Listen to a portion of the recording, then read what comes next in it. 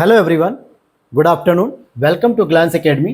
दोस्तों, इस वीडियो में हम लोग आज कंप्लीट करेंगे यूपी पीसीएस के द्वारा जो आरओ का एग्जाम होता है उसके पीवाईक्यू सीरीज को हम लोग कंप्लीट कर रहे थे, जिसमें 2010 से लेकर 2021 तक के प्रीलिम्स और मेंस दोनों के ऑब्जेक्टिव क्वेश्चन को सब्जेक्ट वाइज हम लोगों ने कंप्लीट किया है।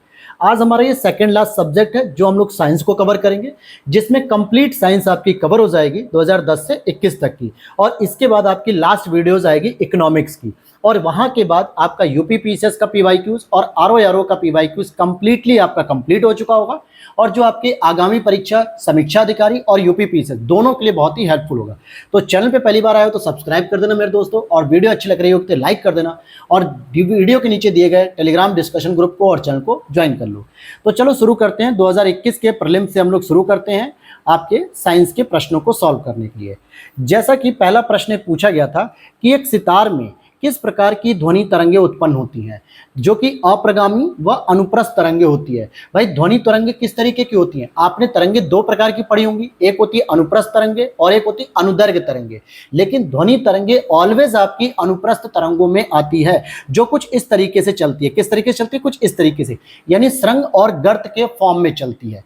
किसमें चलती है? श्रृंग और गर्त के फॉर्म में। और जैसे ही आप देखोगे सितार पे जो ये 4-5 तार लगे होते हैं, जब यहाँ पे इसको हम लोग जो है कि क्लिक करते हैं तो कुछ इस तरीके से ध्वनि जो है कि आगे पीछे मूवमेंट करती, तो इसी को हम कहते हैं अप्रगामी व अनुप्रस्थ तरीके से चलती है। तरंग के संचरण की दिशा के लंबवत कंपन करते हैं तो इसे अनुप्रस्थ कहते हैं। केवल ठोस पदार्थों में ही ये गतिशील होते हैं। तो यहाँ पे जैसे ही आपके धागे लगे हुए हैं, तार लगे हुए हैं, और जब आप इसमें कंपन करते हैं तो कुछ इस तरीके से ये कंपन करते हुए आगे चलते हैं, यानी ऊपर नीचे अनुप्रस्थ तरीके से, लंबवत तरीके से। अगला एक हमारा प्रश्न, दूसरा आपसे प्रश्न पूछा गया है कि मनुष्य का कान 1000 हर्ट्ज पर सबसे ज्यादा सुग्राही होता है। बिल्कुल सही बात है। और सुनने की दृढ़ता 1/10 सेकंड होती है। दृष्टि की दृढ़ता 1/16 सेकंड होती है। मनुष्य की आंख हरे रंग के लिए सबसे अधिक सुग्राही होती है, और इसी वजह से आपको पेड़ पौधों का जो रंग होता है इजीली हरा भी दिखने में अच्छा लगता है। हरे रंग का तरंगदैर्घ्य नीले और लाल रंग के मध्य होता है, क्योंकि लाल रंग का जो तरंगदैर्घ्य होता है, जो दोस्तों क्या होता है, तरंगदैर्घ्य का मतलब होता है जिसे हम लैम्डा से प्रेजेंट करते हैं, इसे आम भाषा में कहें तो दूरी, कितनी दूरी तक तय होती है। तो लाल की तरंगदैर्घ्य सबसे ज्यादा होती है, इसीलिए आप देखोगे ट्रैफिक सिग्नल, रेलवे स्टेशन पे जो सिग्नल होते हैं वो रेड कलर के होते हैं, ताकि 1 किलोमीटर दूर से भी इजीली विजुलाइज हो सके। और जो ब्लू कलर होते हैं इसकी तरंगदैर्घ्य सबसे कम होती है, यानी ये सबसे कम दूरी तय करती है, और इन दोनों के बीच में हरे रंग होते हैं जो इजीली मनुष्य के लिए सुग्राही होते हैं। अगले प्रश्न की ओर चलते हैं। क्वेश्चन नंबर 3 देखते हैं। दो एक जैसे बल्ब को किस प्रकार जोड़ने पर अधिक रोशनी मिलेगी? जब आप एक जैसे बल्ब को आप किस तरीके से जोड़ोगे, तो आपके घर में दो प्रकार की जो है कि वायरिंग होती है, एक श्रेणी क्रम में होती है और एक समानांतर क्रम में होती है। तो अगर आपको अधिक वोल्टेज चाहिए, यानी अधिक प्रकाश चाहिए, तो आपको समानांतर क्रम में जोड़ना पड़ेगा। समानांतर क्रम में जोड़ने से क्या होता है, जो आपका रेजिस्टेंस होता है, जो प्रतिरोध होता है, उसका मान 0 हो जाता है, या यूं कहें कि कम हो जाता है, न्यूनतम हो जाता है, जिसकी वजह से सप्लाई इजीली पहुंचती है। और अगर आप श्रेणी क्रम में जोड़ रहे हैं तो यहां पे रेजिस्टेंस की वैल्यू बढ़ जाती है, जो कि एक प्रतिरोध का मान बढ़ने पे धारा जो होती है, यानी इलेक्ट्रिसिटी होती है, उसका प्रवाह फ्लो अच्छा नहीं होता, फंसता है। यहाँ पे लिखा है कि न्यूनतम प्रतिरोध होने पर समानांतर क्रम में जुड़े बल्बों से अधिक रोशनी मिलेगी, और अधिकतम प्राप्त करने के लिए प्रतिरोधों को श्रेणी क्रम में जुड़े बल्बों से कम रोशनी मिलेगी। ठीक है, तो यहाँ पर क्या समझ में आया कि अगर न्यूनतम प्रतिरोध मिल रहा है, रेजिस्टेंस की वैल्यू अगर आपकी न्यूनतम हो रही है, तो इलेक्ट्रिसिटी का जो फ्लो होता है वो इतना ही अच्छा होता है, इतना ही बेहतर होता है। यहां पर अगर आप देखोगे, कौन सा तत्व सरसों में तेल की मात्रा बढ़ाने के लिए अत्यधिक उपयोगी है? अगर सरसों के पौधों में सल्फर की मात्रा पर्याप्त है तो नो डाउट आपके सल्फर की वजह से सरसों के तेल में क्या होगी, सरसों में तेल की मात्रा बढ़ जाएगी। कैल्शियम की अगर मात्रा भरपूर मिल रही है तो तनों के अग्रभागों में वृद्धि होगी और पत्तियों को गिरने से रोकने में सहायक होगा। जब पत्तियां कम गिरेंगी तो फूल अच्छे से सुरक्षित रहेंगे, और फूल अच्छे से सुरक्षित रहेंगे तो फूलों में अधिक मात्रा में सरसों की उत्पत्ति होगी। अब यहाँ पे जस्ता की बात करेंगे तो न्यूक्लिक अम्ल और प्रोटीन संश्लेषण में ये योगदान करता है। लोहा की बात करेंगे तो पौधों में क्लोरोफिल के संश्लेषण और न्यूक्लिक अम्ल के उपापचय यानी कि मेटाबॉलिज्म के लिए ये जरूरी होता है। अगले पॉइंट की ओर चलते हैं हम लोग। क्या दे रहा है अगले पॉइंट में कि हाइड्रोजन सल्फाइड प्रदूषक एक मुख्य स्रोत है किसका, सड़ते हुए वनस्पति एवं पशु पदार्थों का। जो आपके सड़े गले वनस्पतियां पड़ी होती हैं, जो पशु पदार्थ होते हैं यानी कि पशु वगैरह होते हैं, तो वहां से एक प्रदूषक के तौर पे निकलती है हाइड्रोजन सल्फाइड, और ये एक रंगहीन गैस होती है। हाइड्रोजन सल्फाइड अक्सर ऑक्सीजन की अनुपस्थिति में कार्बनिक पदार्थों के माइक्रोबियल टूटने से उत्पन्न होती है, जैसे दलदलों और सीवरों के आसपास से, जहां पे ऑक्सीजन नहीं होती तभी माइक्रोबियल के पैटर्न में टूटती है। अगला प्रश्न है, 10 दिनों से अधिक दिन तक अगर आप उपवास करने पर लीवर पर क्या प्रभाव पड़ेगा। तो लीवर में ग्लूकोज का स्तर कम हो जाएगा। जब आप, सिंपल सी बात है, आप भोजन नहीं कर रहे हो तो आपके बॉडी में ग्लूकोज नहीं जा रहा है और ग्लूकोज की मात्रा कम हो जाएगी। अब यहाँ पे लीवर के बारे में कुछ जानकारी कलेक्ट करते हैं। यह मानव शरीर की सबसे बड़ी ग्रंथि है दोस्तों।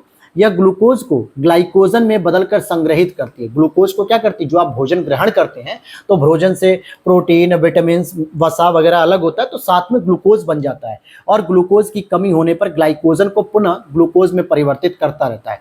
यकृत द्वारा स्रावित पित्त रस, जो बाइल जूस कहते हैं, ये पित्ताशय में जाके संचित हो जाता है। मकड़ियों द्वारा उत्पादित रेशम, जो मकड़ियां होती हैं, जो आप देखोगे कि कुछ इस प्रकार से जाला बनाते हुए चलती हैं, कुछ इस प्रकार से, और ऐसे ऐसे छोटा छोटा करके जाला बनाती जाती हैं, तो ये जो रेशम उत्पादित करती हैं गोसामर रेशम कहलाता है। टसर रेशम का उत्पादन टसर कीड़ों के द्वारा होता है। ये अर्जुन, छाल, मतलब अर्जुन हो गया, साल के वृक्ष, जामुन, बेर आदि वृक्षों पर पाए जाते हैं। इसी तरीके से अगर हम मूंगा रेशम की बात करें तो ये मूंगा कीटों द्वारा उत्पादित होता है। भारत मूंगा रेशम के उत्पादन में विश्व में अग्रणी है। हालांकि मैं आपको बता दूं कि जो रेशम की 5 प्रजातियां होती है, जिसमें टसर रेशम हो गया, मूंगा रेशम हो गया, और भी जो प्रजातियां होती हैं, कुल 5 प्रकार के रेशम का उत्पादन केवल और केवल पूरी दुनिया में भारत के पास होता है। हम सबसे अधिक की बात नहीं कर रहे हैं, बहुत सारे ऐसे देश हैं जो भारत से भी अधिक रेशम का उत्पादन करते हैं, लेकिन 5 प्रकार की जो प्रजातियां हैं रेशम की, वो केवल और केवल भारत में होती हैं। अहिंसा रेशम उत्पादन की एक आधुनिक विधि है। जो अहिंसा है, ये रेशम उत्पादन की एक आधुनिक विधि है जिसमें कीटों को बिना मारे ही रेशम प्राप्त किया जाता है। खासकर झारखंड में ये पद्धति पाई जाती है। तो भाई, जब हम किसी जीव को मार नहीं रहे हैं, अर्थात हम उसके प्रति हिंसा नहीं कर रहे हैं, अहिंसा का पालन कर रहे हैं। खाद्य पदार्थों में कौन से सभी आवश्यक अमीनो अम्ल का सर्वोत्तम स्रोत है। तो अंडा। जितने भी आपके अमीनो एसिड होते हैं, ये सभी रूप से अंडे में मिलते हैं इजीली। सोयाबीन और दाल क्या होते हैं, हमारे भारत में प्रोटीन के सबसे प्रमुख स्रोत होते हैं। अमीनो अम्ल में एमाइन और कार्बोक्सिल दोनों के गुण विद्यमान होते हैं। फिर यहाँ पे एक प्रश्न बनता है कि जो तुलसी का पौधा होता है, इसका औषधि महत्व होता है, उसमें क्या पाया जाता है ऐसा कि जिससे औषधि के रूप में उसका प्रयोग होता है। तो फिनोल और फ्लेवेनाइड्स पाया जाता है, ये दोनों चीजें पाई जाती हैं। इसका वैज्ञानिक नाम होता है ऑसिमम सैंक्टम, ठीक है, और ये द्विबीजपत्री शाकीय पौधा है, यानी कि शाकीय पौधा है। फिर यहाँ पे कुछ पशु हैं और उनकी नस्ल के बारे में पूछा गया। जैसे भैंस की बात करेंगे तो भदावरी नस्ल हो गई, गाय के लिए सिंधी और थारपाकर हो गई, बकरी के लिए आपकी जमुनापारी हो गई, और भेड़ के लिए आपकी लोही हो गई। तो ये कई बार पूछ लेता है, स्पेशली सिंधी को याद रखना, ये गाय की प्रजाति है। फिर यहाँ पे काशी लालिमा किस फजल की प्रजाति है। तो ये भिंडी की। हालांकि हमने इसको ज्योग्राफी में कंप्लीट किया था, लेकिन यहाँ पर भी इसको हम देख रहे हैं। हरी भिंडी में क्लोरोफिल होता है और इसलिए ये हरे रंग की होती है। लाल भिंडी में एंथोसाइनिन होता है। पौधों में गूटी लगाने का कार्य, जो गूटी मतलब जो गांठें बनाई जाती हैं, इसका उद्देश्य होता है वनस्पतिक प्रसारण के लिए, और यह कलम विधि का एक प्रकार है जिसमें अलैंगिक जनन होता है। यानी इसमें पौधे क्या होते हैं, एक ही लिंग से जनन कर लेते हैं, जबकि जनरली हमें जनन करने के लिए एक स्त्रीलिंग और एक पुल्लिंग। पौधों में सामान्यतः इसको हम क्या कहते हैं, पुमांग और जायांग, इस तरीके से वर्ड यूज करते हैं, मतलब पुंकेसर और स्त्री केसर। लेकिन यहां पर क्या हो रहा है, अलैंगिक जनन में एक ही लिंग से उत्पत्ति हो जा रही है। अब 2017 के प्रीलिम्स को देख लेते हैं। विद्युत चुंबकीय प्रेरण पर आधारित युक्ति होती है डायनामो और विद्युत मोटर। जो विद्युत चुंबकीय प्रेरण जो नियम है फैराडे का, इसमें डायनामो और विद्युत मोटर इस पे आधारित होते हैं। डायनामो क्या करती है, यांत्रिक ऊर्जा को इलेक्ट्रिसिटी में बदलती है, यानी कि जो मोटर वगैरह होती है, यानी कि यांत्रिक ऊर्जा होती है, उसको विद्युत ऊर्जा में कन्वर्ट करती है। और विद्युत मोटर विद्युत ऊर्जा को यांत्रिक ऊर्जा में परिवर्तित कर देती है। विद्युत ऊर्जा को क्या करती है, यांत्रिक ऊर्जा में। ताप के किस पैमाने में ऋणात्मक मान होता है, सेल्सियस, र्यूमर और फ़ारेनहाइट। ये आपका ऋणात्मक मान होता है, जबकि केल्विन में नहीं होता है। केल्विन पैमाने में हिमांक को 273 केल्विन तथा भाप बिंदु पे 373 केल्विन अंकित किया था, और ये दोनों ही पॉजिटिव होते हैं, जबकि आपके सेल्सियस, र्यूमर, फ़ारेनहाइट ये सब माइनस में जा सकते हैं। अब अगला यहाँ पे प्रश्न देखेंगे। देखो मैथमेटिकल प्रश्न है, थोड़ा इसको भी समझ लेते हैं, क्योंकि ऐसे भी प्रश्न कई बार एग्जाम में आ जाते हैं। तो यहाँ पर आपसे प्रश्न कर रहा है कि दो समान द्रव्यमान की वस्तुओं की गतिज ऊर्जाओं का अनुपात 4:9 है, तो उनके वर्गों का अनुपात क्या होगा। तो देखिए आपका जो मास दिया हुआ है द्रव्यमान वो तो कांस्टेंट किया हुआ है, लेकिन उसकी जो गतिज ऊर्जा है, ठीक है, गतिज ऊर्जा वो अनुपात दिया हुआ है 4:3, तो उनके वर्गों का अनुपात कितना होगा। तो आंसर दे दिया 2:3। लेकिन कैसे हुआ, देखिए दो वस्तुओं का जो समान द्रव्यमान है वो m है, लेकिन जो उनकी जो वेग है, जो गतिज ऊर्जा वो v1 और v2 है। तो इसके लिए फॉर्मूला क्या होगा, काइनेटिक एनर्जी 1 और काइनेटिक एनर्जी 2, इसका फॉर्मूला होता है 1/2 mv²।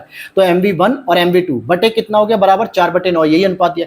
जब इसको आप सॉल्व करोगे तो वेलोसिटी आपकी आ जाएगी, यानी वर्गों का अनुपात जो आ जाएगा v1 और v2, ये हो जाएगा आपका 2/3।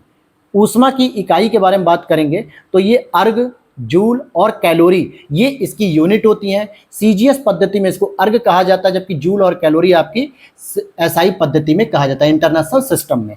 तो अर्ग भी याद रख लेना दोस्तों, ये भी इसका मानक होता है। कौन सा पदार्थ शाकनाशी होता है, जिसे हम ब्यूटाक्लोर कहते हैं। क्लोरोपाइरीफॉस की बात करेंगे तो ये खरपतवार नाशी होता है। और कोबरडाजिम ये कवकनाशी होता है। और क्विनोलोफस ये भी एक कीटनाशी होता है। कौन सा बहुलक जैव निम्नीकृत नहीं किया जा सकता, तो पीवीसी नहीं किया जा सकता। बहुलक किसे कहते हैं, जो कई सारी प्लास्टिकों से मिलकर बन रहा है या कई सारे पदार्थों से मिलकर बन रहा है, उसे हम बहुलक कह देते हैं। लेकिन यहाँ पे बायोडिग्रेडेबल नहीं है। तो पीवीसी पाइप्स आप देखते हो, जो आपके घरों में जो प्लास्टिक की पाइप पे फिटिंग की जाती है, जब आप घर बनवाते हो नया, तो उनको कहा जाता है प्लास्टिक की पाइप। और इनके बारे में अगर हम बात करें तो ये ऐसी पीवीसी होती है जो सामान्यतः क्या होती है, जो बायोडिग्रेडेबल नहीं होती। अच्छा, किसे कहते हैं जैव निम्नीकृत, ऐसे प्राकृतिक एजेंट जो कवक, बैक्टीरिया, पराबैंगनी किरणों आदि की सहायता से विघटित हो जाते हैं, जैसे सेलुलोज हो गया, स्टार्च हो गया, प्रोटीन हो गया, ह्यूमन बॉडीज हो गई, ये सभी विघटित हो जाती है, लेकिन प्लास्टिक नहीं होती है। अब यहाँ पर हम धातु और अयस्क की बात करेंगे। जैसे एल्यूमिनियम जो हमें धातु प्राप्त होती है, लेकिन उसके लिए हमें किसकी खनिज की जरूरत होती है, बॉक्साइट की जरूरत होती है। हम इसी के अयस्क के तौर पर हम एल्यूमिनियम प्राप्त करते हैं। कॉपर हमें कहाँ से मिलता है, जिसको हम तांबा कहते हैं, इसके लिए पाइराइट्स और क्यूप्राइट, ये दोनों हमारे लिए अयस्क जरूरी है, यानी मिनरल जरूरी है। और सिनेबार से हमें पारा मिलता है, कैलामाइन से हमें जिंक मिलता है, हेमेटाइट से हमें आयरन मिलता है। हालांकि हेमेटाइट हो गया, मैग्नेटाइट हो गए, ये सब आयरन के अयस्क होते हैं, लोहे के अयस्क होते हैं।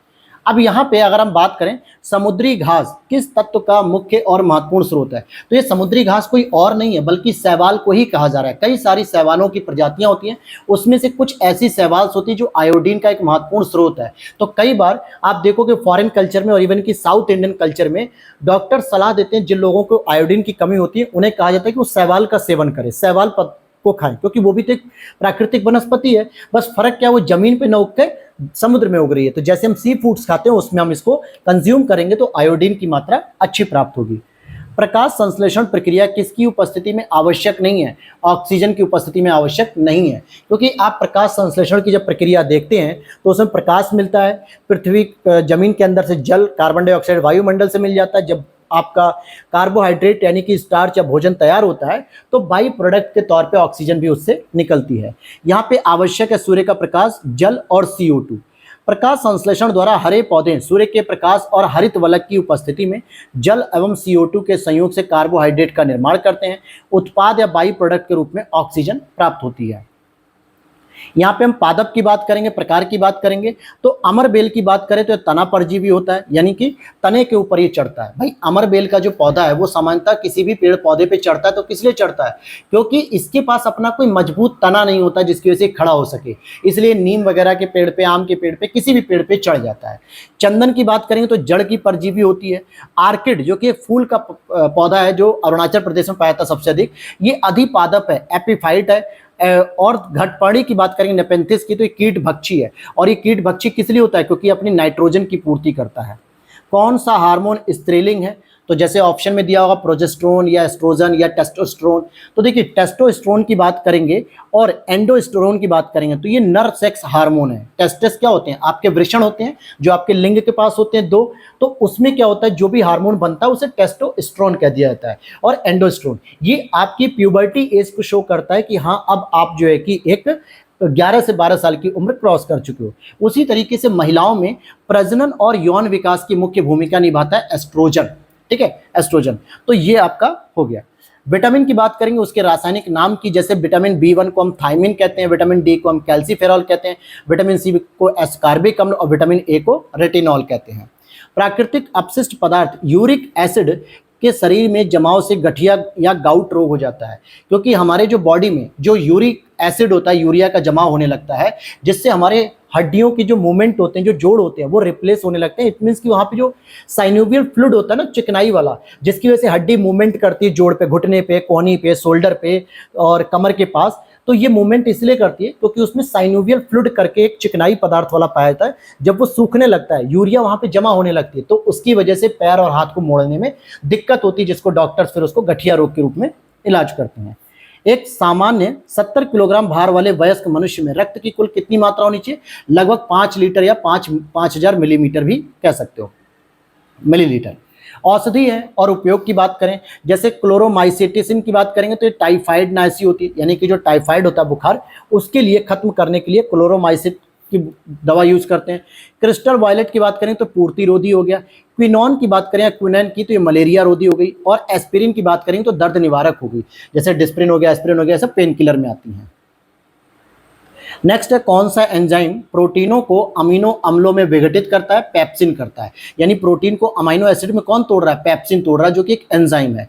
लैक्टेस एंजाइम क्या करता है? लैक्टेस एंजाइम लैक्टोज को ग्लूकोज और गैलेक्टोज में विघटित करता है, यानी दूध के लिए होता है। और जाइमेज एंजाइम की बात करें तो ग्लूकोज और फ्रक्टोज को अल्कोहल और CO2 में परिवर्तित करता है। अब यहाँ पर हम आगे देखते हैं अगले प्रश्न की ओर।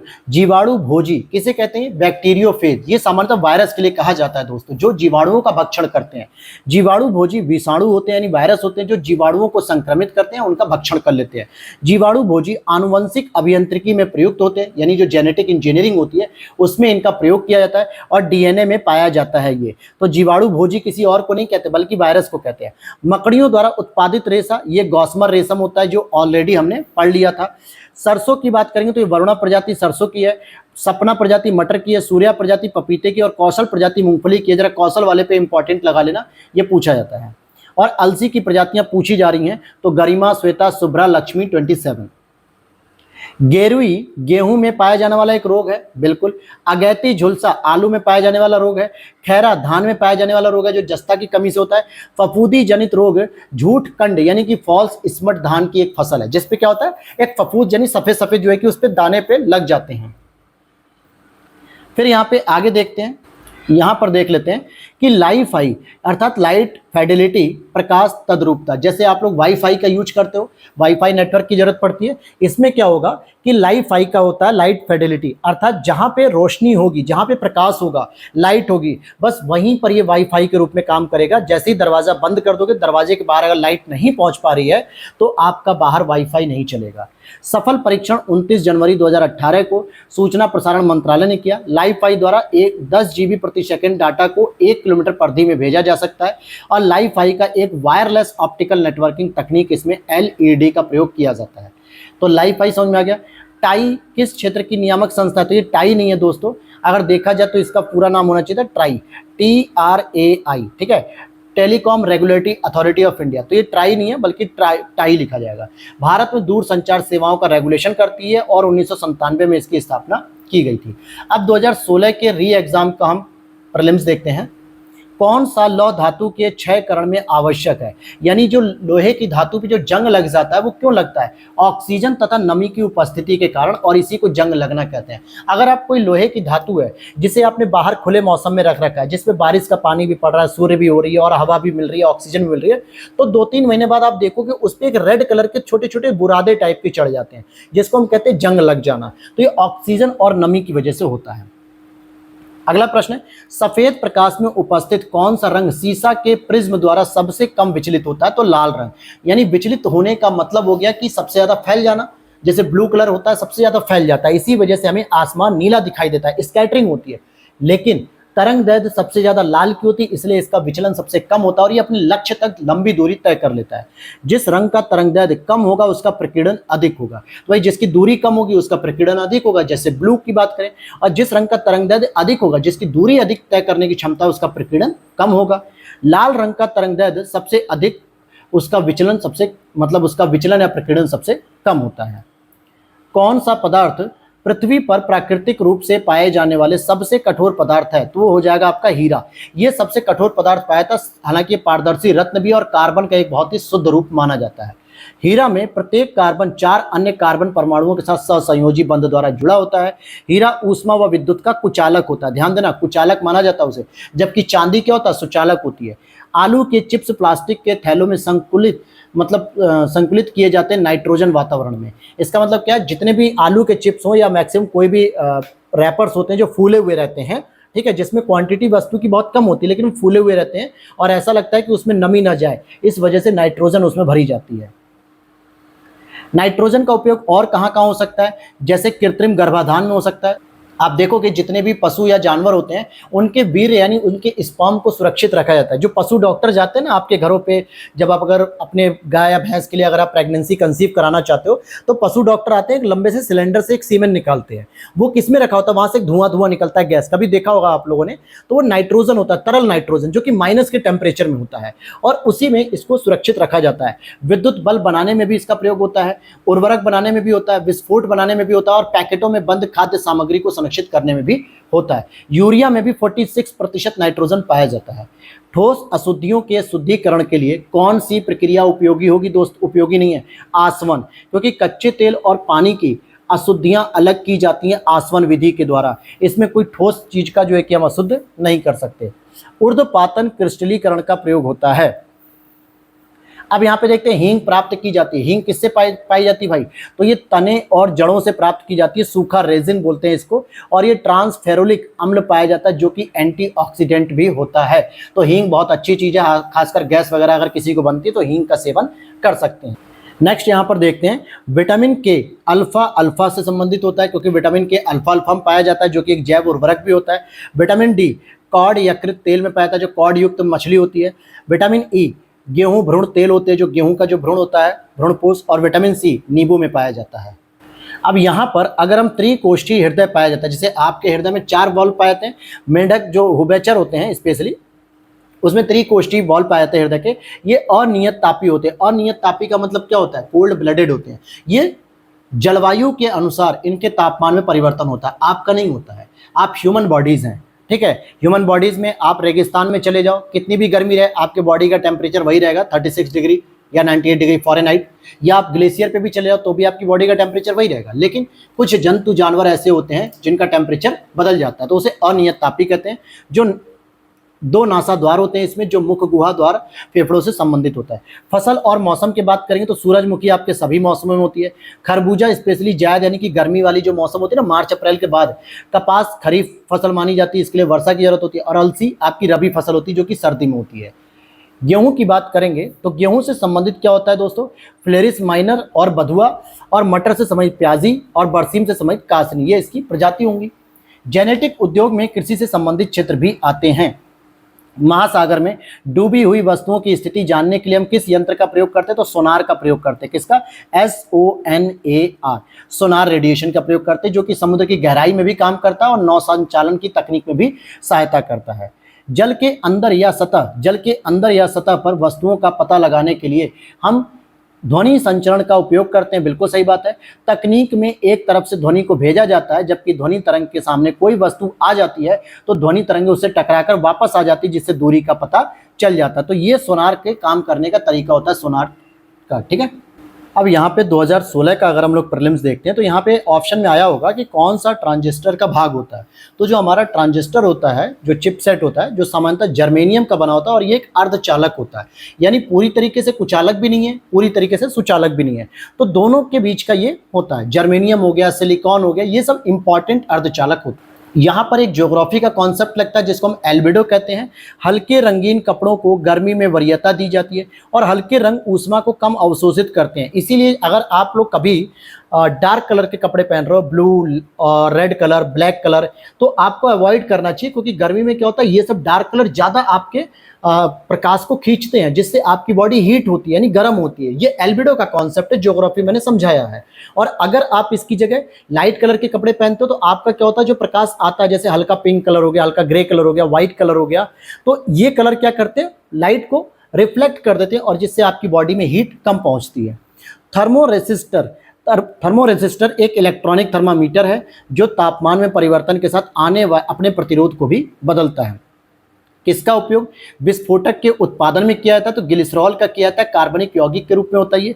ग्लिसरॉल सांद्र नाइट्रिक अम्ल और सांद्र सल्फ्यूरिक अम्ल की उपस्थिति में नाइट्रोग्लिसरीन बनाता है दोस्तों, इसीलिए इसका प्रयोग किया जाता है।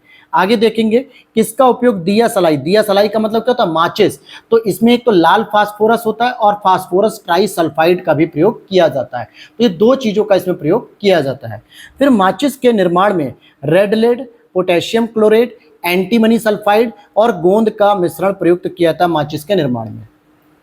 अब यहाँ पे ईस्ट का प्रयोग अगर हम बात, जैसे अगर आप देखोगे ईस्ट का प्रयोग किस में होता है? किण्वन में होता है, फर्मेंटेशन में होता है ना। जैसे हम लोग बियर वगैरह बनाते हैं या कोई भी चीज़ ऐसी जो सुरक्षित करने के लिए ग्लाइकोलाइज फर्मेंटेशन की प्रोसेस होती है, तो ईस्ट की जरूरत पड़ती है। कैसीन क्या होती है? एक दुग्ध प्रोटीन होती है। और एलोवेरा क्या होता है? ये आवृत बीजी एक पौधा होता है। घटपर्णी या नेपेंथिस प्राय नाइट्रोजन की पूर्ति हेतु कीटों का भक्षण करने वाला एक पौधा माना जाता है, क्योंकि अगर आप देखोगे तो लगभग जो है कि जितने भी पौधे होते हैं उनको नाइट्रोजन की प्राप्ति जो होती है नाइट्राइट या नाइट्रेट के फॉर्म में हो जाती है, लेकिन घटपर्णी को नहीं हो पाती, नेपेंथिस को, इसलिए वो क्या करता है? कुछ कीटों का भक्षण करता है और उनके अंदर जो नाइट्रोजन होती है उनके बॉडी के अंदर उनको खा के मिल जाती है उसे। कैस्कुटा की बात करेंगे। कैस्कुटा को सिंपली हम लोग अमरबेल भी कहते हैं। ये एक परजीवी आवृत बीजी का एक उदाहरण है। यह पोषक तत्व पौधे के तने या पौधों के तने से भोज्य पदार्थ व खनिज लवण प्राप्त करता है, न कि पत्तियों से। तो ये पौधों के जो तने पे टका रहता है वहीं से ये प्राप्त कर लेता है। अब यहाँ पे कुछ रोगों की बात करेंगे, जैसे करनाल बंट रोग। ये क्या होता है? ये गेहूं फसल में लगता है। फफूंद के द्वारा ये जो होता है, कवक के द्वारा ये होता है और इसे गेहूं का कुष्ठ रोग भी कहा जाता है। नत्रजन की बात करेंगे। नत्रजन की जो पौधों के वृद्धि और विकास के लिए इंपॉर्टेंट होता है। फास्फोरस की बात करेंगे तो जड़ के विकास के लिए इंपॉर्टेंट है। पोटेशियम स्टोमाटा के नियंत्रण के लिए। और बोरॉन प्रतिरोधकता, यानी कि जो रोग से लड़ने की जो क्षमता होती है वो बोरॉन में होती है, तो बोरॉन की कमी से ये समस्या बनती है। फिर आगे देखते हैं स्वप्रतिरक्षित संधिवात संधि शोध, यानी कि जो ज्वाइंट वाले रोग होते हैं स्पेशली गन्ने वगैरह में। जीवाणु जनित क्या होता है? क्षय रोग होता है। पामा रोग क्या होता है? चिंचड़ी होता है। और मानसिक रोग के लिए मनोविलादिता भी कहते हैं इसको। सांप के जहरीले विषदंत होते हैं जो रूपांतरित होते हैं किसमें? जंबिका दंत के, यानी जो जीभ होती है वही जो है कि दांत के रूप में काम कर जाती है, विषदंत के रूप में। मच्छर क्या होते हैं? तो मच्छरों के बारे में केवल मादा रक्त चूसती है। नर की अपेक्षा मादा की जो डैने होते हैं, जो दांत होते हैं, ज्यादा बड़े होते हैं, इसलिए वो ज्यादा खून चूस लेती है आराम से। और नर अपना पोषण फल फूलों के रस से करते हैं, वो किसी का खून नहीं चूसते हैं, वो शांत स्वभाव के होते हैं। हड्डियों में उपस्थित यौगिक कौन सा होता है? कैल्शियम फास्फेट होता है। सिरके में उपस्थित अम्ल क्या होता है? एसिटिक अम्ल होता है। दूध खट्टा क्या होता है? लैक्टिक एसिड के कारण। और फलों का पकना होता है एथिलीन के कारण। एथिलीन के कारण ये फल पकते हैं। विटामिन ए की कमी से रतौंधी होती है, देखने में दिक्कत। विटामिन B3 पेलाग्रा नाम का एक रोग होता है। विटामिन डी की बात करें तो सूखा रोग होता है, जिसको हम क्या कहते हैं? ऑस्टियोपोरोसिस भी कह सकते हैं, ठीक है, रिकेट्स भी कह सकते हैं। और फॉलिक एसिड से रक्त अल्पता यानी एनीमिया भी होती है। बर्ड फ्लू कारक, बर्ड फ्लू के लिए कौन सा कारक होता है? तो H5N1 होता है, जो मनुष्यों में मुर्गियों से फैलता है। अब 2014 का प्रीलिम्स आप देख लीजिए क्या कह रहा है। जैसे इसमें कह रहा है कि हवाई जहाज के टायरों को चौड़ा करने में कौन सी गैस प्रयुक्त होती है? तो भाई नाइट्रोजन। देखिए नाइट्रोजन जो गैस होती है वो एक तो हल्की गैस होती है और प्लस इसको टायर में भरने से अंदर क्या करती है? टायर के एनवायरनमेंट जो होता है अंदर का उसको ठंडा रखती है, जिससे जो फ्रिक्शन होता है या जब वो वायुमंडल में पहुंचता है एरोप्लेन, तो उसके टायरों के जलने की संभावना बहुत कम हो जाती है, जिससे उसके टायर सुरक्षित रहते हैं। कई बार आप लोगों को भी सजेशन दिया जाता है एजेंसीज के द्वारा कि आप अपनी गाड़ियों में नाइट्रोजन एयर को भरिए, क्योंकि नाइट्रोजन एयर क्या है? चलती गर्मी में जो आपके टायरों में घर्षण होता है जिससे वो गर्म पड़ते हैं, तो उनको ठंडक बनाए रखता है, जिससे टायर वगैरह फटने की संभावना कम हो जाती है। नेक्स्ट एक प्रश्न है, सोते समय तीव्र प्रकाश अवांछनीय होता है।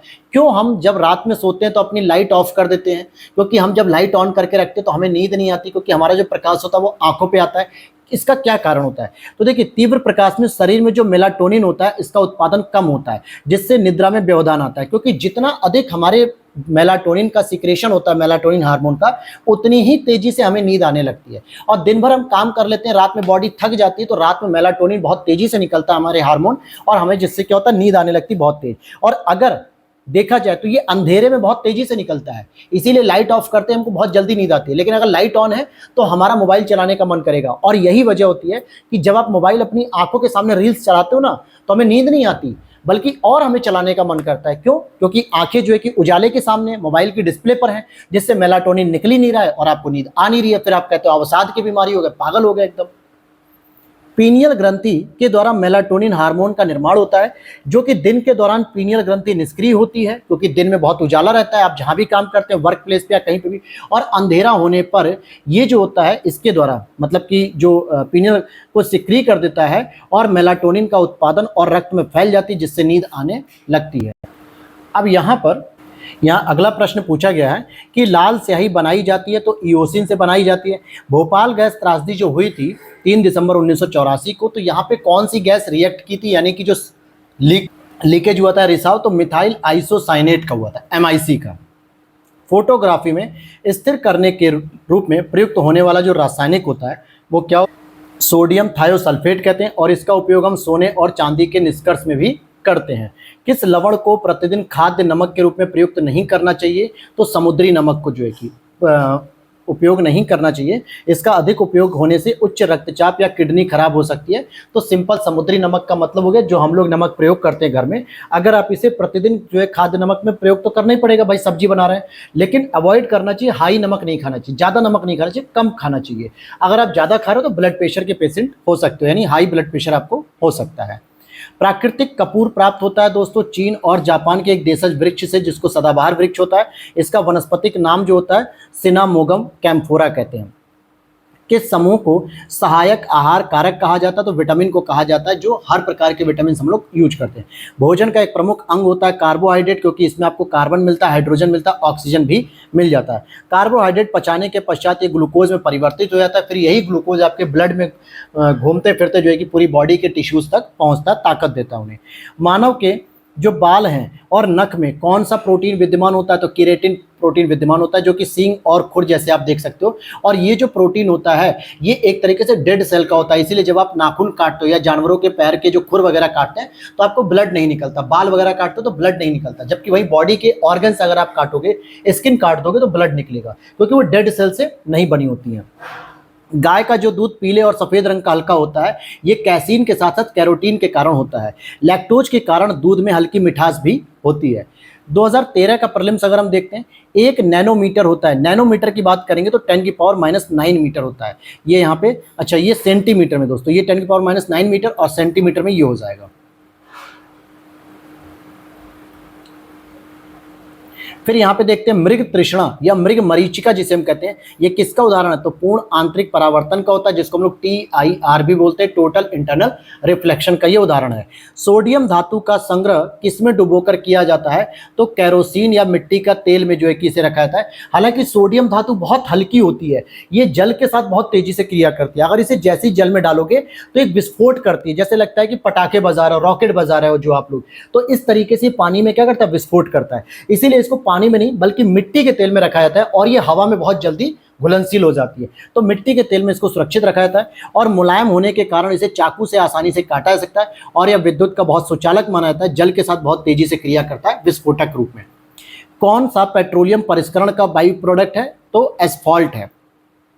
शुष्क बर्फ या ड्राई आइस किसे कहते हैं? ठोस कार्बन डाइऑक्साइड को ही हम लोग ड्राई आइस कहते हैं। CO2 गैस आग जो होती है, गैस आग बुझाने में काम आती है। एक बायोगैस संयंत्र में निम्न में से कौन सी प्रक्रिया होती है? तो किण्वन की प्रक्रिया होती है।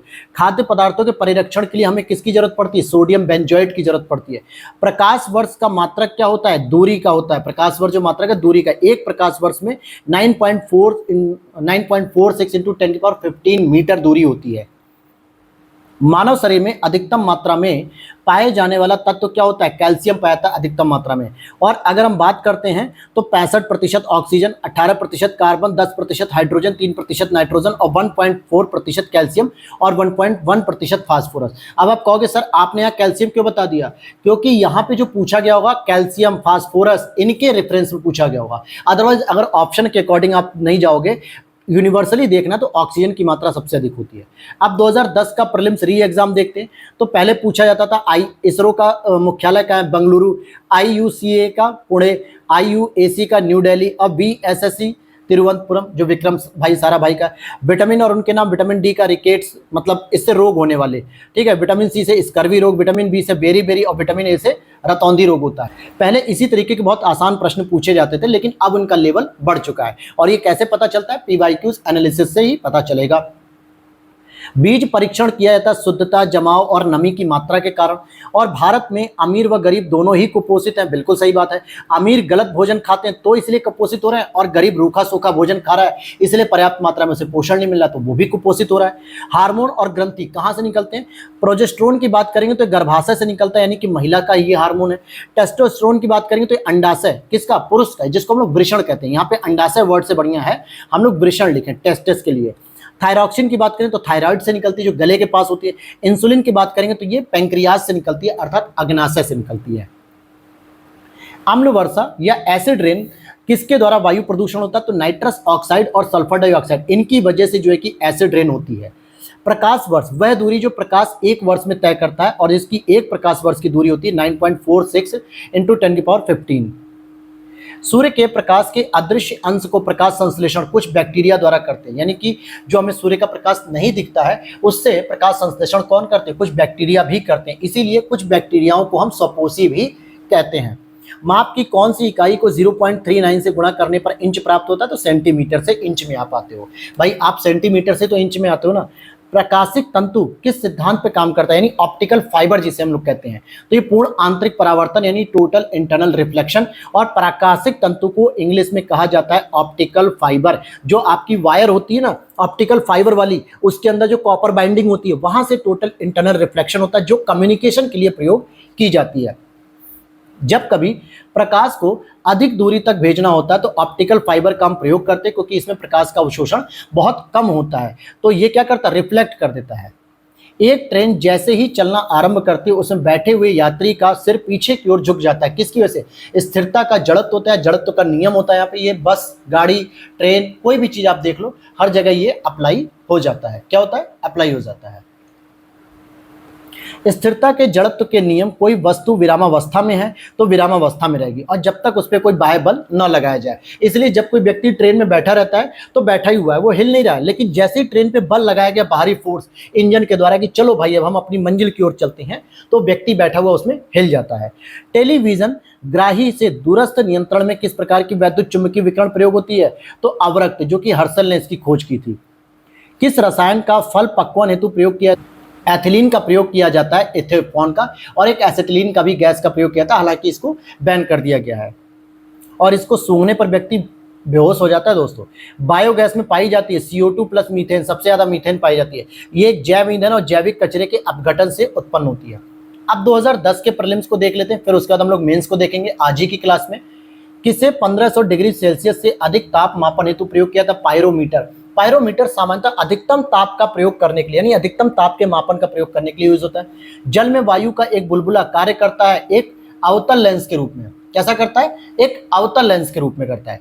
टेलीविजन प्रसारणों में श्रव्य संकेतों को प्रेषित करने के लिए प्रयुक्त तकनीक किसे कहते हैं? आवृत्ति आरोपण को कहते हैं। आगे देख लेते हैं, यहाँ पे हम क्या लिखा हुआ है। ट्यूमर संसूचित करने में प्रयुक्त रेडियो समस्थानिक है आर्सेनिक 74, ट्यूमर के लिए होता है। कोशिकाओं में असामान्य वृद्धि को हम कैंसर कहते हैं, और रेडियोधर्मी पदार्थ रेडियम प्लूटोनियम से हड्डी का कैंसर होता है। कौन सा विटामिन किसी स्वप्न को पर्याप्त अवधि तक याद रखने में सहायक होता है? तो विटामिन B6, जो स्वप्न को पर्याप्त अवधि तक याद रखने में सहायक होता है। जोन्स सॉल्क किसकी खोज के लिए? पोलियो का टीकों के लिए, और इसमें रीढ़ की हड्डी और आंत की कोशिकाएं नष्ट होती हैं, यह प्राय बच्चों को होता है। अब यहाँ पे अगर आप देखोगे तो पूछा जा रहा है कि क्या आंत के जीवाणुओं द्वारा संश्लेषित होती है? क्या होती है? विटामिन B12, कोबाल्ट धातु इसमें उपस्थित होती है, और ये आंत के जीवाणुओं के द्वारा संश्लेषित की जाती है। हालांकि ये जल में घुलनशील होती है, क्योंकि विटामिन B और C ये आपके जल में घुलनशील होती है। विटामिन B के जितने भी प्रकार है आपने पढ़े हुए हैं, B1, B2, B3 ये सभी, और जबकि एडक ADEK ये विटामिन जो होती है वसा में घुलनशील होती है। मानव शरीर की सबसे छोटी अस्थि क्या होती है? स्टेपीज होती है, जो कान की हड्डियों में पाई जाती है, मतलब कान में पाई जाती है। भारतीय कृषि अनुसंधान परिषद यानी ICAR, Indian council agriculture research की रिपोर्ट के अनुसार भारत में कृषि की पारिस्थितिकी क्षेत्रों का कितनी संख्या? तो 20 है, यानी एग्रो क्लाइमेटिक जोन की बात की जा रही है यहाँ पे। जीरो टिल बीज बीज एवं उर्वरक ड्रिल विकसित होती है जीबी पंत कृषि एवं प्रौद्योगिकी विश्वविद्यालय पंतनगर में जो स्थित है उसके द्वारा। Central arid zone research institute Jodhpur में स्थित है, जिसको हम लोग कजरी भी बोलते हैं। क्या बोलते हैं? कजरी बोलते हैं। राष्ट्रीय भू भौतिकी अनुसंधान संस्थान हैदराबाद में स्थित है। बंगलुरु में भारतीय खगोल संस्थान स्थित है। अहमदाबाद में कपड़ा उद्योग अनुसंधान संस्थान स्थित है। कौन सा एक चाय में नहीं पाया जाता है? तो मॉर्फिन चाय में नहीं पाया जाता, जबकि निकोटीन पाया जाता है चाय में। सरसों के बीज के अपमिश्रक के रूप में सामान्यतः किसे प्रयोग में लाया जाता है? तो आरजी मोन के बीजों को लाया जाता है। मसालों का बागान किसे कहा जाता है? केरल को कहा जाता है। नील हरित शैवाल किस एक फसल की पैदावार बढ़ाने के लिए जैव उर्वरक के रूप में प्रयोग होते हैं? तो बायो फर्टिलाइजर के रूप में। धान की पैदावार बढ़ाने के लिए ब्लू ग्रीन एल्गी का प्रयोग किया जाता है। अब यहाँ पे हरित ईंधन का स्रोत क्या होता है? करंज हो गया, जैसे इसमें औषधि गुण भी पाया जाता है। गंजेपन की समस्या, आंखों दांतों के रोग, कुष्ठ रोग, पेट की बीमारी, बवासीर जैसे रोगों में करंज से लाभ मिलता है। भारत का 20वां परमाणु बिजली घर कौन सा है? कैगा, कर्नाटक में है। विश्व का विशालतम दूरबीन कौन सा है? विश्व का विशालतम दूरबीन कौन सा है? तो आइस क्यूब है, जो वर्तमान में चीन के तियानयान में स्थित है। किसी बच्चे की पैतृकता स्थापित करने के लिए किस तकनीक का उपयोग होता है? डीएनए का। ठीक है, डीएनए फिंगरप्रिंटिंग, यानी कहने का मतलब है किसी बच्चे की जो ये देखा जाता है कि वो किसके परिवार का है, किसके वंशज का है, तो उसकी डीएनए फिंगरप्रिंटिंग या डीएनए का टेस्ट होता है। सूचना प्रौद्योगिकी की शब्दावली जिसे उपयोगकर्ता के ईमेल का पता ज्ञात करने के लिए होता है, तो उसे फिंगर कहते हैं। फिर यहाँ पे देखते हैं पनडुब्बी चालित प्रक्षेपित प्रक्षेपास्त्र जो होते हैं एसएलबीएम के बारे में। इसे भारत के डीआरडीओ ने बनाया। इसे भारतीय पनडुब्बी आईएनएस अरिहंत पर लगाया गया और इसकी मारक क्षमता लगभग 700 किलोमीटर। हालांकि ये प्रश्न पुराना हो गया क्योंकि ये 2010 से पहले पूछा गया था। अब तो लगभग 14 साल में हमने बहुत सारे अपडेट वर्जन कर लिए हैं। अब यहाँ पे शुरू होता है आपका 2021 का मेंस का क्वेश्चन, तो इसे भी हम लोग अगले 15, 20, 25 मिनट में कंप्लीट कर लेंगे। तो देखिए यहाँ पर 2021 की जो मेंस का प्रश्न है पहला, कि ब्लीचिंग पाउडर का प्रयोग किसमें होता है या ब्लीचिंग पाउडर में क्या पाया था? तो कैल्शियम ऑक्सीक्लोराइड पाया था, ऑक्सीक्लोराइड। प्लास्टर ऑफ पेरिस जिसको हम लोग कहते हैं पीओपी, जो आप अपने घरों में पीओपी कराते हैं ना, जो डिजाइनिंग वगैरह बनाते हैं फॉल सीलिंग वगैरह की, तो कैल्शियम सल्फेट हेमीहाइड्रेट इसमें पाया जाता है। वॉशिंग सोडा की बात करेंगे तो इसमें सोडियम कार्बोनेट होता है, और बेकिंग सोडा की बात करेंगे तो सोडियम बाइकार्बोनेट। जरा इन दोनों को अच्छे से तैयार कर लो। जो वॉशिंग सोडा होता है, नहीं जो कपड़े धोने वाला होता है, जिसमें सोडियम कार्बोनेट होता है, और जो बेकिंग सोडा होता है जो सामान्यतः जैसे केक वगैरह बनाने में प्रयोग किया जाता है खाद्य सामग्री में, तो उसको जो है कि सोडियम बाइकार्बोनेट के द्वारा होता है। अब यहाँ पे कुछ नस्ल हैं और पशु हैं, जैसे ये बार बार पूछा जा रहा है। गाय के एक नस्ल है देवनी, बकरी का बर्बरी, भैंस का भदावरी और गाय का गिर। कौन सा आहार समूह मनुष्य के शरीर को अधिकतम ऊर्जा प्रदान करता है? तो देखो कार्बोहाइड्रेट, वसा और प्रोटीन, जबकि जल, विटामिन और लवण से हमें कोई भी ऊर्जा नहीं मिलती है। आप कितने भी आप लीटर जल पी लो, आपको एनर्जी के तौर पे 0 कैलोरी मिलेगी जल से, लेकिन कार्बोहाइड्रेट, वसा, प्रोटीन ये तीनों ही आपको एनर्जी प्रदान करते हैं। फिर यहाँ पे वैज्ञानिक नाम है और उनके कार्य क्षेत्र, जैसे बीरबल साहनी जी को याद किया था जीवाश्म वनस्पति विज्ञान के रूप में, केसी मेहता जी को पादप रोग विज्ञान के रूप में, पी माहेश्वरी जी को भ्रूण विज्ञान के रूप में, और एम एस स्वामीनाथन जी को हरित क्रांति के रूप में इनको याद किया जाता है। अगला प्रश्न है कौन सा विटामिन जल में घुलनशील है दोस्तों? तो विटामिन बी और सी जल में घुलनशील है, जबकि एडेक, vitamin A, vitamin D, vitamin E, vitamin K ये वसा में घुलनशील है। और विटामिन की खोज पंक महोदय ने की थी, फंक महोदय ने। विटामिन कौन सी है? कैरोटीन एक विटामिन है। एंजाइम क्या? पेप्सिन एक एंजाइम है। प्रोजेस्टेरोन क्या? एक हार्मोन है। और कैराटीन क्या? एक क्या है? प्रोटीन है। अब यहाँ पे कौन सा एक पादप हार्मोन है? तो साइटोकाइनिन एक पादप हार्मोन है, बाकी हार्मोन्स जो होंगे वो ह्यूमन हार्मोन्स होंगे। साइटोकाइनिन का यूज होता है कोशिका विभाजन में, जो प्लांट की जो सेल होती है जिससे उनकी ग्रोथ बढ़ती है, तो सेल डिवीजन से साइटोकाइनिन समझते हैं। पौधे नाइट्रोजन को किस रूप में ग्रहण करते हैं दोस्तों? तो नाइट्रेट के फॉर्म में ग्रहण करते हैं। एंटीबायोटिक्स अधिकांशतः प्राप्त होते हैं जीवाणुओं से प्राप्त होते हैं, और अलेक्जेंडर फ्लेमिंग ने पेनिसिलिन एंटीबायोटिक्स की खोज की थी। क्या होता है बायोटिक? मतलब क्या होता है? बैक्टीरिया होता है, यानी जो जीवाणु से होती है और उनसे लड़ने की क्षमता जिनमें पैदा होती है, उसे हम एंटी लगा देते हैं, तो एंटीबायोटिक्स हो गई जो आप दवाइयों का सेवन करते हैं। अब यहाँ पे कुछ फसलों से संबंधित कुछ रोग हैं या पद्धति है, जैसे नर मंजरी निकलना मक्के के लिए हो गया, खूंटी बनना मूंगफली के लिए हो गया, और सीड्स कर्तन तंबाकू के लिए हो गया। फिर यहाँ पे हल्दी भूमिगत तने का उदाहरण है, तो भाई यहाँ पे राइजोम प्रकंद इसे कहते हैं। कोलेस्ट्रॉल क्या है? स्टेरॉयड है, जो शरीर को सुचारू रूप से कार्य करने के लिए लीवर द्वारा उत्पन्न किया जाता है। लेकिन यही जब कोलेस्ट्रॉल आपके फैटी एसिड के रूप में कन्वर्ट हो जाता है, जो आप ऑयली और जंक फूड खाते हो, तो कोलेस्ट्रॉल प्रॉब्लमेटिक भी हो जाता है।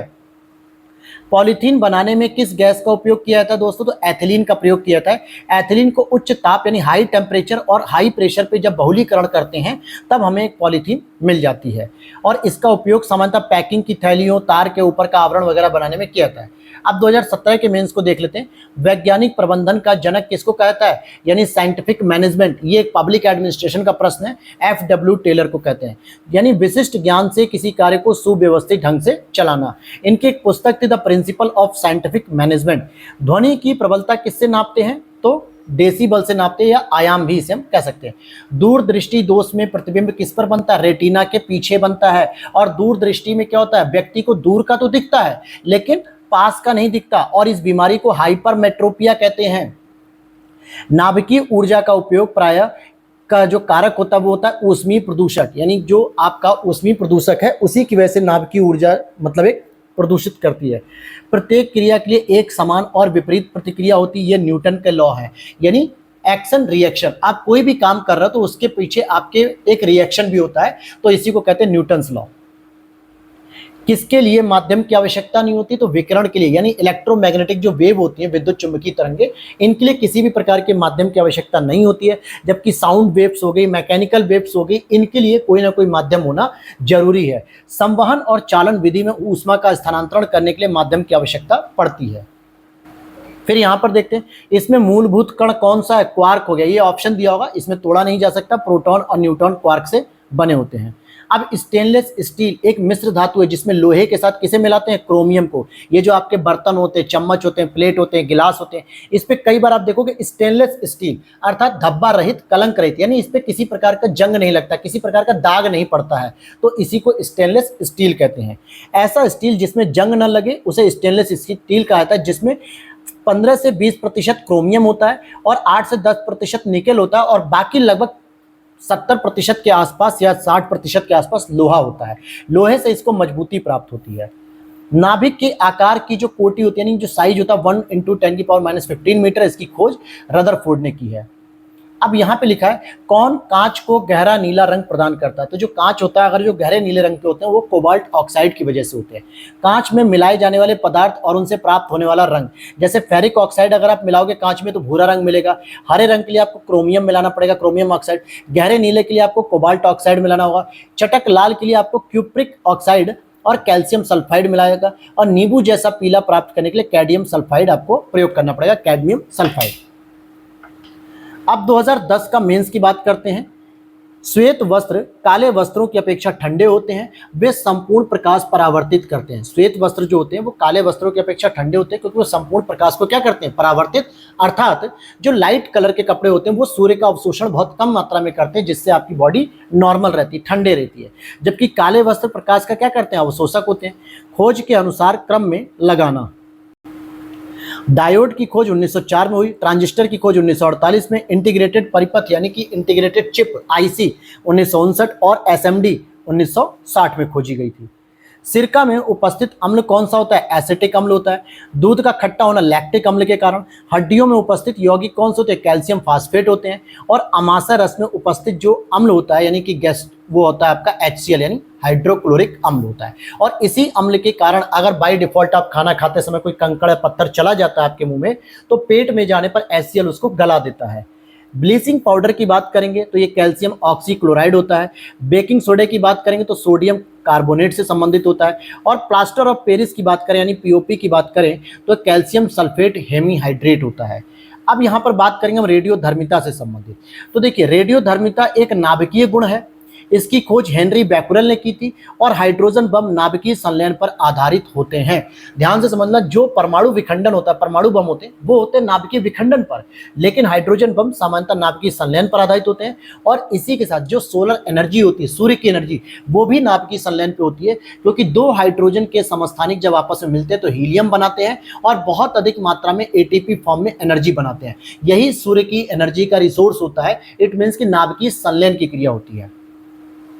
गैसों का कौन सा युग्म गोताखोरों को सांस लेने संबंधी क्रियाओं में उपयोग किया जाता है? ऑक्सीजन और हीलियम का। ऑक्सीजन और हीलियम का।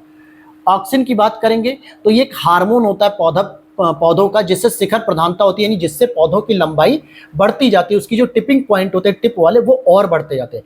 जिब्रेलिन की बात करेंगे तो इससे सेल का क्या होता है, वृद्धि होती है, डिवीजन नहीं, वो साइटोकाइनिन की वजह से होती है। साइटोकाइनिन होता है सेल डिवीजन, लेकिन सेल में वृद्धि जो होती है, ग्रोथ, वो जिब्रेलिन से होती है। और ऑब्सेसिक अम्ल जो होता है वृद्धि अवरोधक होता है, जो ग्रोथ को रोकता है। शरीर के उचित विकास के लिए विटामिन अनिवार्य होते हैं, बिल्कुल सही बात है। और मानव शरीर के लिए विटामिन एक महत्वपूर्ण अवयव है, जिसकी अधिकांश मात्रा में बाहर से लेनी पड़ती है। विभिन्न प्रकार के खाने को, विभिन्न प्रकार के फूड को, विभिन्न प्रकार के फ्रूट्स को, जूस को, ड्राई फ्रूट्स को खाने से हमें विटामिन मिलता है। सामान्यतः हमारा शरीर विटामिन का संश्लेषण नहीं कर पाता है। अब यहाँ पे देखते हैं, कोरोना रोगियों के उपचार के लिए प्रयुक्त हाइड्रोक्सीक्लोरोक्विन दवा किस पौधे की छाल से बनाई गई थी, तो सिनकोना से। मलेरिया रोग के निदान में भी इसका प्रयोग होता है। जब कोरोना पीड़ितों को बुखार आ रहा था तो इस दवा का प्रयोग किया जा रहा था। अब यहाँ पे फसल और किस्म की बात करते हैं। सरसों, वरुणा, मटर के लिए रचना, अलसी के लिए नीलम और चना के लिए राधे।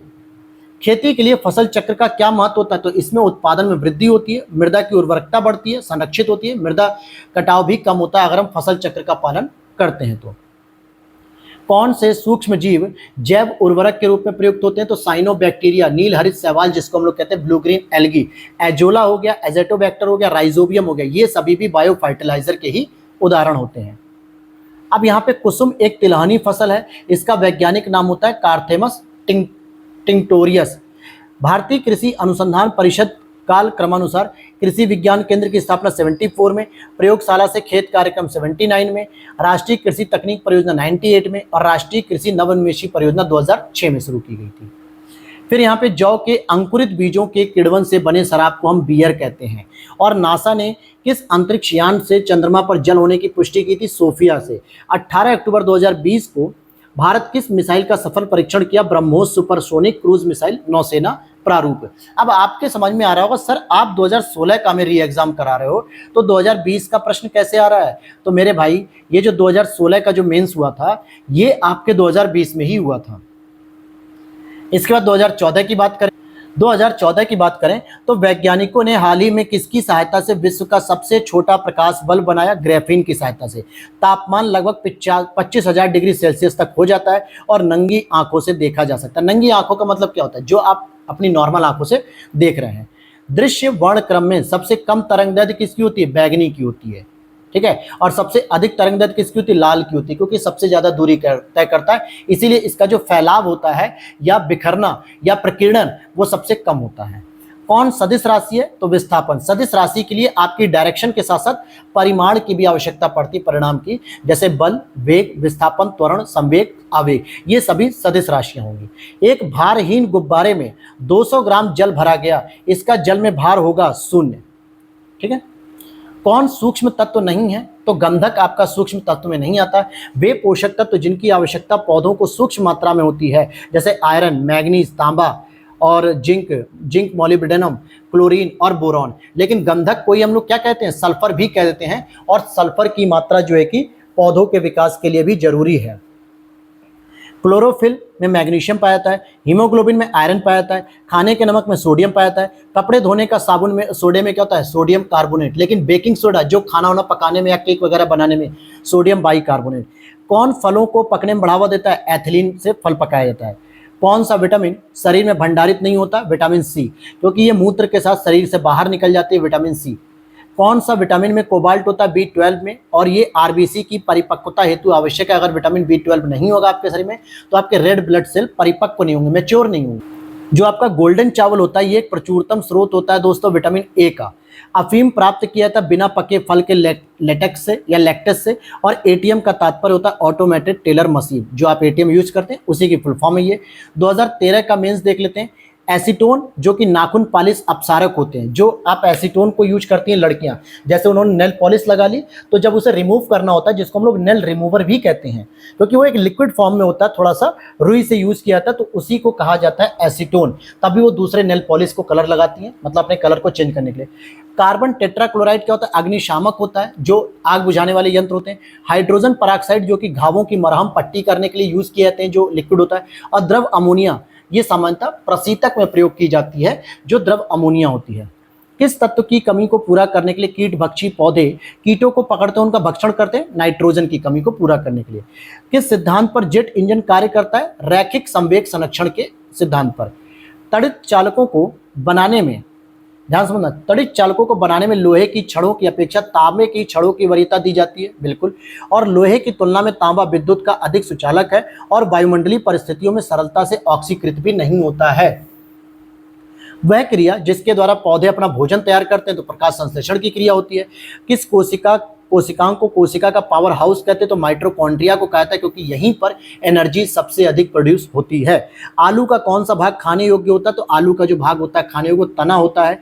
पेशी थकान के लिए कौन उत्तरदायी होता है? लैक्टिक अम्ल। जैसे आप अगर जिम कर लेते हैं, एक्सरसाइज कर लेते हैं, रनिंग कर लेते हैं, तो आपकी मसल्स क्या होती है? थकने लगती है, क्योंकि वहां पे ग्लूकोज की मात्रा कम हो जाती है, ग्लूकोज की कमी होने लगती है, और जो लैक्टिक एसिड होता है उसका जमाव होने लगता है, एकत्रीकरण होने लगता है, जिसकी वजह से हमारी मसल्स पेन होने लगती है।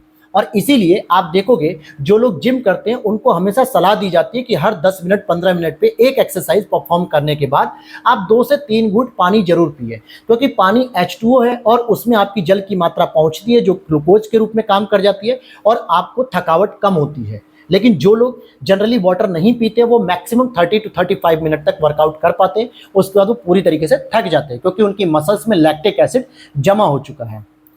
तृतीयक प्रतिजन डिप्थीरिया वाली बच्चों को दी जाती है बचाव के लिए, रोहिणी या डिप्थीरिया, कुकर खांसी और टिटनेस से बचने के लिए।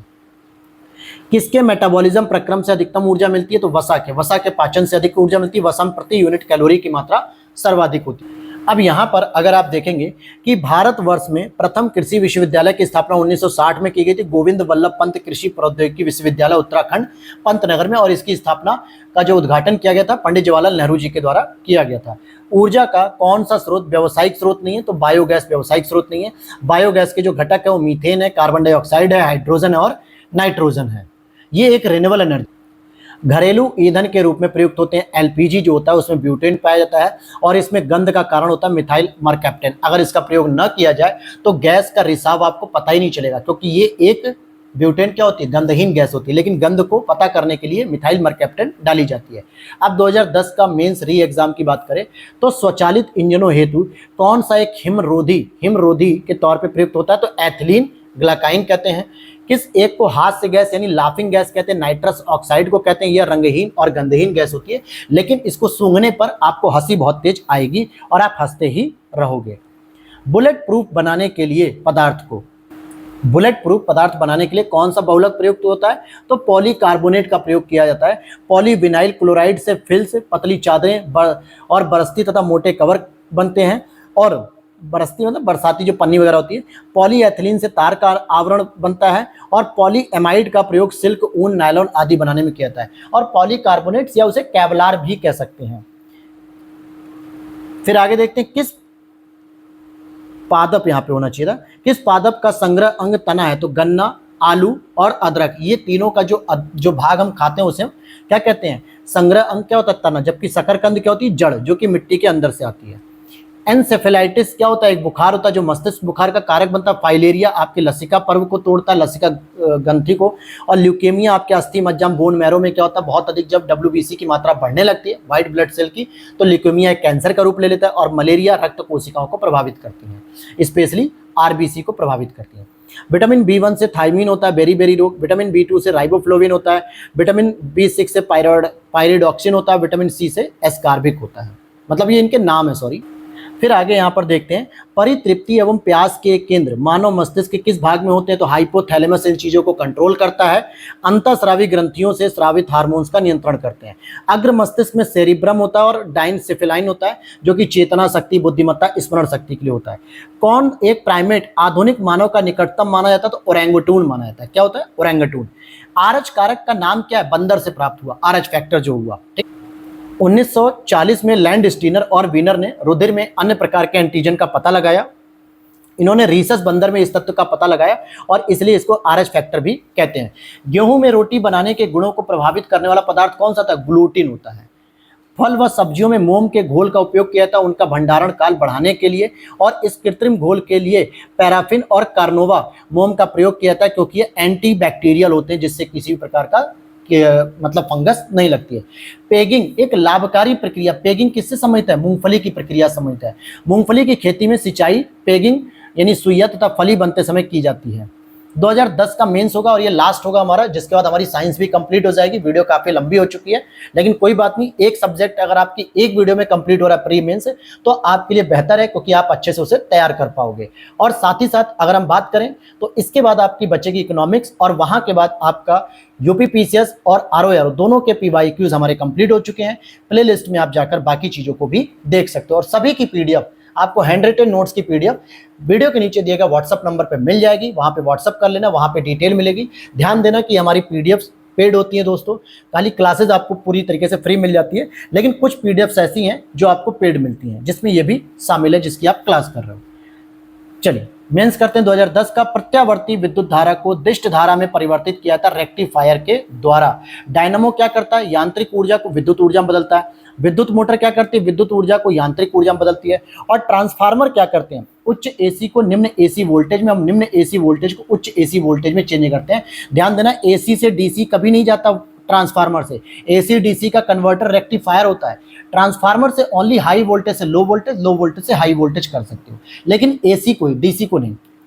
किसी व्यक्ति का पूरा प्रतिबिंब देखने के लिए एक समतल दर्पण की न्यूनतम ऊंचाई क्या होनी चाहिए? व्यक्ति की ऊंचाई का आधा। अगर आपकी हाइट का आधा शीशा अगर आपके घर में लगा हुआ है, तो आप थोड़ा सा पीछे हट के देखोगे तो आपकी पूरी बॉडी उसमें आ जाएगी। भूमि में गुरुत्वाकर्षण जल किस तनाव पर रहता है? तो 1/3 एटमॉस्फेयर पे। कौन सा कार्बन का अपरूपक होते हैं? तो हीरा, ग्रेफाइट, फ्लोरेंस से, जबकि ऑक्सो कार्बन नहीं होता। हीरा क्या है? एक पारदर्शक है। उच्च अपवर्तन गुणांक के कारण यह एक चमकीले एवं कीमती आभूषण बनाने के काम आता है। फिर यहाँ पे ग्रेफाइट की बात करेंगे तो ग्रेफाइट विद्युत का सुचालक होने के कारण शुष्क सेल या विद्युत आर्क में इलेक्ट्रोडों के रूप में प्रयोग होता है, और इसका प्रयोग पेंसिल तथा काले रंग के पेंट बनाने में भी किया जाता है। तो ग्रेफाइट जो आपकी पेंसिल होती है, जो आप काले रंग की पेंसिल से लिखते हो ना, मतलब पेंसिल में जो काले रंग की लीड होती है, वो ग्रेफाइट होती है। खाद्य पदार्थों के परिरक्षण हेतु किस रसायन का प्रयोग किया जाता है? सोडियम बेंजोएट का प्रयोग होता है। ब्लीचिंग पाउडर में कौन सा रासायनिक यौगिक होता है? कैल्शियम ऑक्सीक्लोराइड होता है। ब्लीचिंग पाउडर ठोस बुझे हुए चूने में क्लोरीन प्रवाहित करके बनाया जाता है। नेक्स्ट है, वायु के संपर्क में आने से ब्लीचिंग पाउडर अपघटित हो जाता है और क्लोरीन इसमें मुक्त हो जाती है, और यह कागज, कपड़ा, जल को संक्रमण रहित बनाने के लिए प्रयोग किया जाता है। लौंग में पाए जाने वाले सारभूत तेल कौन सा होता है? यूजिनॉल होता है। क्या होता है? यूजिनॉल। एजोला क्या है? एक जलीय फर्न है। यह जलोद्भिद पौधों की भांति होता है, और यह धान के खेत और उथले पानी में उगाई जाती है। ये जैव उर्वरक का एक मुख्य स्रोत होता है, जो कि धान के खेतों में इसका प्रयोग किया जाता है। अगला प्रश्न आपका, किसके अवशोषण में विटामिन सी मदद करता है? तो लोहे के। ठीक है, यह लौह मेटाबोलिन जो होता है को नियंत्रित करके आरबीसी के निर्माण में सहायता करता है, मेटाग्लोबिन कह सकते हो इसको। और वक्र यानी किडनी से मूत्र की मात्रा का निस्तारण नियंत्रित करने वाले हार्मोन जो होते हैं, एडीएच हार्मोन होते हैं। इसे वैसोप्रेसिन या एंटी डाययूरेटिक हार्मोन कहते हैं, और यह शरीर के जल संतुलन में सहायक होता है। अंतरिक्ष अनुप्रयोग केंद्र की बात करें तो अहमदाबाद हो गया। राष्ट्रीय दूर संवेदन केंद्र की बात करें तो हैदराबाद हो गया। विक्रम साराभाई अंतरिक्ष केंद्र की बात करें तो तिरुवनंतपुरम हो गया। और भारतीय अंतरिक्ष अनुसंधान संगठन उपग्रह केंद्र की बात करेंगे तो बंगलुरु हो गया। निक्स और हाइड्रा चंद्रमा है किसके? प्लूटो के। निक्स और हाइड्रा जो सैटेलाइट है, यानी मतलब मून है, उपग्रह है, तो ये चंद्रमा किसके? प्लूटो के। 11 जुलाई 2012 को नासा के हबल अंतरिक्ष दूरबीन की मदद से बर्फीले बौने ग्रह यम प्लूटो के 5वें चंद्रमा की खोज की गई थी। ये उस समय का प्रश्न है, कोई मतलब नहीं है। गेहूं के साथ 2 फसली के लिए अरहर की उपयुक्त प्रजाति UPAS 120 है। अरहर की कुछ प्रमुख प्रजातियां जैसे नरेंद्र 7, बहार, मालवी 13, प्रभात और शारदा, ये सभी अरहर की कुछ प्रमुख प्रजातियां हैं। फिर इसके बाद हम देखते हैं यहाँ पे कि मक्का, आलू, गन्ना, पैडी, गेहूं की शस्य गहनता 166% है इन सभी में। गन्ने की अड़साली फसल को पकने के लिए लगभग 18 माह का समय लगता है, और ये दक्षिण भारत में सबसे ज्यादा मिलती है। गन्ने की फसल तैयार होने में लगभग 1 वर्ष का समय नॉर्मल लगता है, लेकिन इस फसल को 1.5 साल का समय लग जाता है। उष्ण कटिबंध तथा उपोष्ण कटिबंधीय फसल होने के कारण इसके लिए 20 से 27 डिग्री का तापमान, वार्षिक तापमान तर 100 से 200 सेंटीमीटर की वर्षा उपयुक्त पाई जाती है। गन्ने का बीज उत्पादित किया जाता है कहाँ पे? SBI कोयम्बटूर, क्योंकि गन्ना अनुसंधान केंद्र लखनऊ में, लेकिन गन्ना प्रजनन केंद्र कोयम्बटूर में है। गन्ना उत्पादन में भारत का 2nd स्थान है, प्रथम पे ब्राजील है। भारतीय कृषि अनुसंधान संस्थान नई दिल्ली में स्थित है। और यहाँ पे अगर आप देखोगे, केंद्रीय औषधि अनुसंधान संस्थान ये लखनऊ में स्थित है। जीवन रक्षक अथवा बचाव सिंचाई इंगित करती है कि इसको क्रांतिक समृद्धि या अवस्था पर सिंचाई, इनको जीरो टिलेज भी कहते हैं। क्रांतिक अवस्था का तात्पर्य होता है जब ताज निकलने की अवस्था होती है, और ये गेहूं के अंतर्गत पाई जाती है, जब गेहूं का पौधा धीरे धीरे ताज निकालता है, क्रांतिक अवस्था उसे कहते हैं। नीली क्रांति मत्स्य पालन से संबंधित है। कौन सा राष्ट्रीय बागवानी मिशन का उद्देश्य है? बागवानी क्षेत्र में ऊंची समृद्धि प्राप्त करना, सस्योत्तर व्यवस्था, पोस्ट हार्वेस्ट मैनेजमेंट और मानव संसाधन का विकास। हालांकि राष्ट्रीय बागवानी मिशन को 2005-6 में शुरू किया गया था, जबकि वित्तीय सहायता प्रदान करना इसका उद्देश्य नहीं होता है। यदि नहीं, इस प्रश्न का तो कोई मतलब नहीं है, BA, BWBS ऐसा कोई मतलब नहीं है। तो यहाँ तक आप देखोगे कि हमारा ये पूरा कंप्लीट हो चुका है, और इसके बाद आधुनिक भारत जो कि हमने कल ही कंप्लीट कर लिया था। लेकिन अब हमारा एक लास्ट बच रहा है दोस्तों, जिसका क्या नाम है? इकोनॉमी।